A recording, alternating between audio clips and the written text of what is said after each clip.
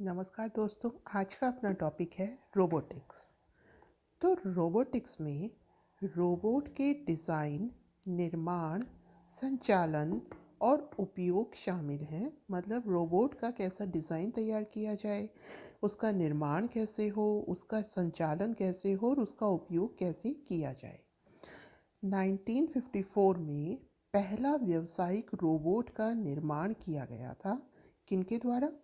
George डेवोल और Joseph एगेलबर्गर के द्वारा। ये जो रोबोटिक हैं उसके ग्रैंडफादर और फादर कहलाते हैं। ठीक है। 1972 में पहला ह्यूमनॉइड रोबोट बना था जिसका नाम है वेबोट 1। 2016 में सोफिया एक ह्यूमनॉइड बना जिसे किसकी नागरिकता दी गई है? अरब कंट्री में यूएई की। ठीक है। भारत का व्योम मित्र 2020 में बनाया इसरो के द्वारा।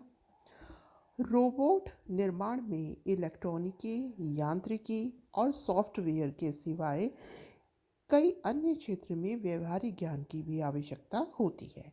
इलेक्ट्रॉनिक्स उसमें चाहिए उसके निर्माण में, यांत्रिकी, रोबोट वर्क करेगा तो आपको मैकेनिकल भी नॉलेज होनी चाहिए, और उसका जो मेन पावर होगा वो क्या होगा? सॉफ्टवेयर। ठीक है। तो हमें किसकी नॉलेज होनी चाहिए रोबोट निर्माण के लिए? इलेक्ट्रॉनिकी की, यांत्रिकी की और सॉफ्टवेयर की। अब हम देखते हैं रोबोट निर्माण का घटक, मतलब कौन कौन से कंपोनेंट होते हैं एक रोबोट को बनाने के लिए आवश्यक। पहला है शक्ति का स्रोत। तो शक्ति का स्रोत कई प्रकार के होते हैं। बेसिकली जो काम में लिया जा रहा है वो है लेड एसिड बैटरी। सौर ऊर्जा भी काम में ले सकते हैं, हाइड्रोलिक्स के द्वारा भी किया जाता है, पर फिलहाल में हम किसे काम में ले रहे हैं? लेड एसिड बैटरी को। एक्टुएशन या प्रवर्तन, ये रोबोट की मांसपेशियां होती हैं। ठीक है। एक्टुएशन या प्रवर्तन, ये रोबोट की मांसपेशियां होती हैं। ये क्या करती हैं?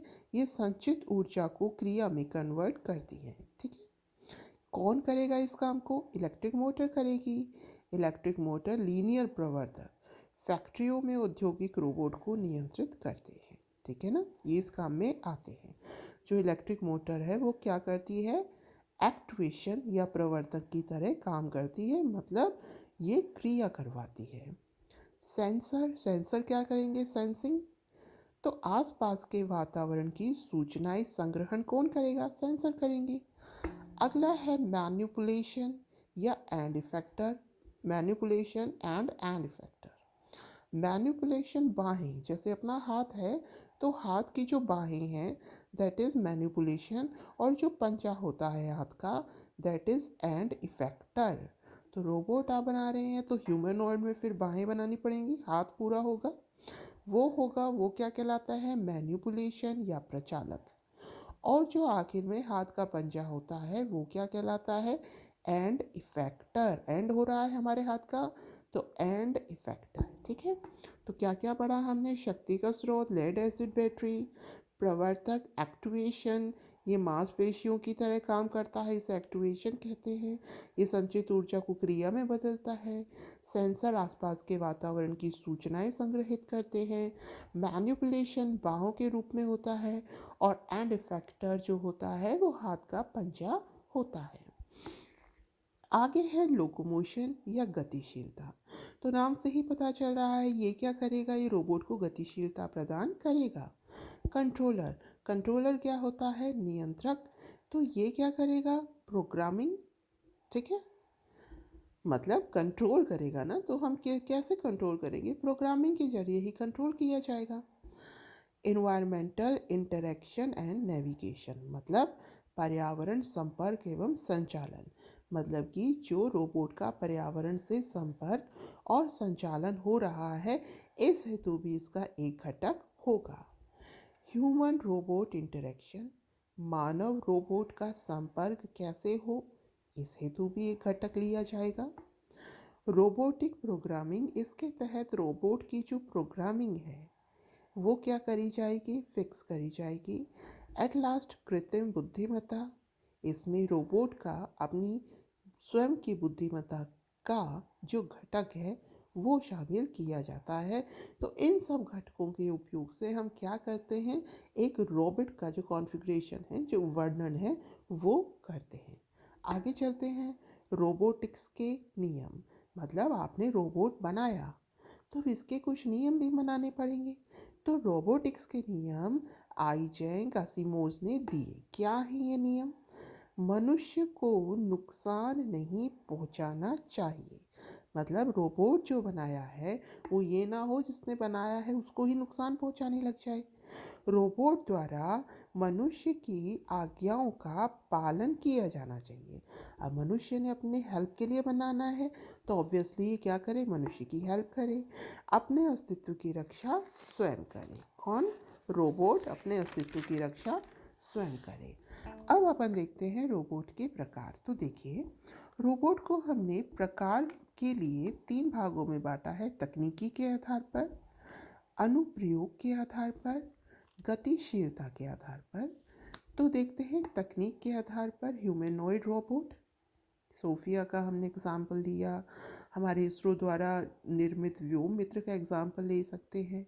नैनो रोबोट, ये बहुत छोटे, जो कि छोटे स्तर पर काम करने के लिए बनाए जाते हैं। कंप्यूटर रोबोट्स होते हैं, ऑटोमेशन रोबोट होते हैं, संवर्धित रोबोट होते हैं, टेली ऑपरेटेड रोबोट होते हैं, ऑटोनोमस रोबोट होते हैं, स्वार्म। स्वार्म रोबोट क्या होता है? जब कई रोबोट मिलकर के काम करते हैं उसे क्या कहते हैं? स्वार्म। नैनो रोबोट कितना होता है? इसकी साइज 0.1 से 10 माइक्रोमीटर के लगभग होती है। ठीक है, तो ये सब है टेक्निक पर बेस्ड, अलग अलग। कंप्यूटर के लिए कंप्यूटर रोबोट, ऑटोमेशन के लिए ऑटोमेशन, संवर्धित टेली ऑपरेटेड रोबोट। ठीक है, तो ये अलग अलग टेक्निक के अलग अलग रोबोट्स हैं। आगे हैं अनुप्रयोग के आधार पर, आप कहाँ पर उसका यूज़ कर रहे हैं। उद्योग क्षेत्र में यूज़ कर रहे हैं तो औद्योगिक रोबोट, घरेलू क्षेत्र में घरेलू, चिकित्सा रोबोट, सेवा कार्य। औद्योगिक रोबोट का दिनों दिन उपयोग बढ़ता जा रहा है। गतिशीलता के आधार पर कुछ स्टेशनरी रोबोट होते हैं, कुछ पहिए वाले रोबोट होते हैं, कुछ पैर वाले रोबोट होते हैं, कुछ तैरने वाले होते हैं, कुछ उड़ने वाले रोबोट होते हैं। ठीक है, गतिशीलता के आधार। तो हमने 3 आधार देखे हैं। अब हम देखते हैं कि रोबोट के अनुप्रयोग क्या क्या हैं। तो पहला है उद्योग में। तो उद्योग में रोबोट का क्या यूज़ होगा? जो भारी भारी सामान है उसको उठा के रखने में, तो पिक एंड प्लेस रोबोट का यूज़ किया जाता है सामान को एक जगह से दूसरी जगह उठाकर रखने में। पॉइंट टू पॉइंट, आप वेल्डिंग एंड ड्रिलिंग कर रहे हैं, उस कार्य के लिए वेल्डिंग कर रहे हैं तो यूँ सीक्वेंस में जाएगी, ड्रिलिंग कर रहे हैं तो ये जो पॉइंट टू पॉइंट रोबोट है उसका यूज़ किया जाएगा इन कामों के लिए।